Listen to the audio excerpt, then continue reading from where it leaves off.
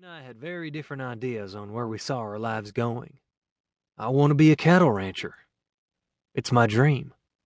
All right, but don't be jealous while I'm in Austin getting laid by different girls every other day. I let out a laugh and hit him on the back. Keep dreaming. We walked into the drugstore and I couldn't wait to get something cold down my throat. I glanced around and my eyes were immediately drawn to the blonde girl sitting at the counter. She was in between Margie and Anna, and I couldn't help but notice Wayne standing there. Anna glanced up and smiled. Shit. I was hoping that Wayne would have made Anna forget her crush on me, but it looked like that wasn't happening.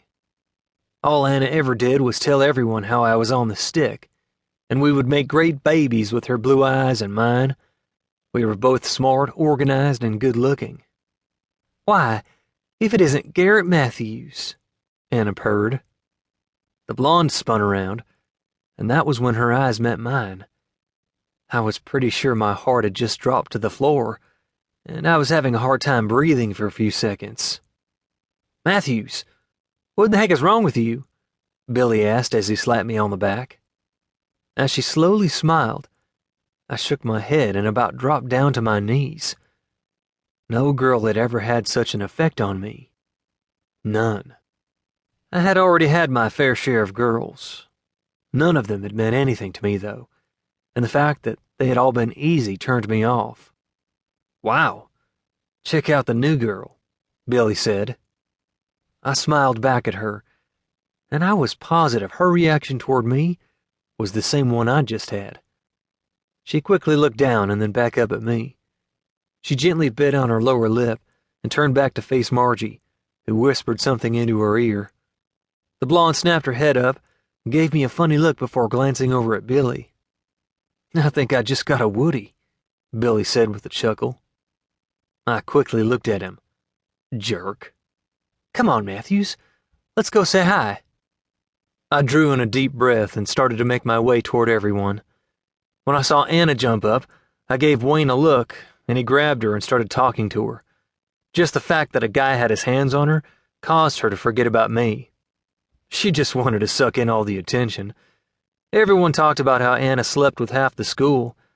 She and I hooked up earlier this year, and then she'd quickly moved on to my three best friends, Raymond, Billy, and Wayne. Now she was back to me, trying for a repeat. But one of the biggest mistakes of my life had been screwing Anna King in her bedroom when her parents were in Fredericksburg. Margie stood up and smiled at me. Garrett, Billy, I'd like you to meet my cousin, Emma Birk. Emma, these are some good friends of mine, Garrett Mathews and Billy Bauer. We've known each other since, first grade? Billy let out a laugh. Something like that. He reached out his hand and Emma shook it as she smiled. When she glanced over at me, I momentarily forgot how to talk. Finally, I tilted my head and tipped my cowboy hat. I held out my hand and she stood up. It's a real pleasure to meet you, Miss Birk. I gave her the smile that I knew drove the girls crazy. She bit down on her dang lip. The pleasure is all mine, Mr. Mathews. Oh, dear God. She had the voice of an angel.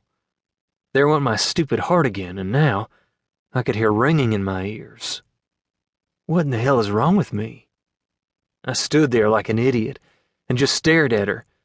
She was beautiful with blonde hair and bluish-gray eyes that pierced my soul. I glanced down at her soft pink lips. I'd do anything to taste her lips and see if she was as sweet as she looked. She couldn't be more than 5'3", but she had a figure on her that was to die for. The pink ribbons in her hair screamed her innocence. The moment she placed her hand in mine, I felt a jolt of electricity, and I was positive she'd felt it too, because she sucked in a breath of air. I smiled, which was a mistake. She knew I'd seen her reaction, so she quickly pulled her hand away and sat back down. She turned her back toward me and acted like she was listening to something Wayne was telling Anna. What can I do for you, Garrett? Mr. Horster asked. Root beer, please, I said with a slight smile. I looked at Margie, and she gave me a wink before sliding down a seat, leaving the seat next to Emma empty. I quickly sat down before Billy could. He shot me a dirty look, and I pretended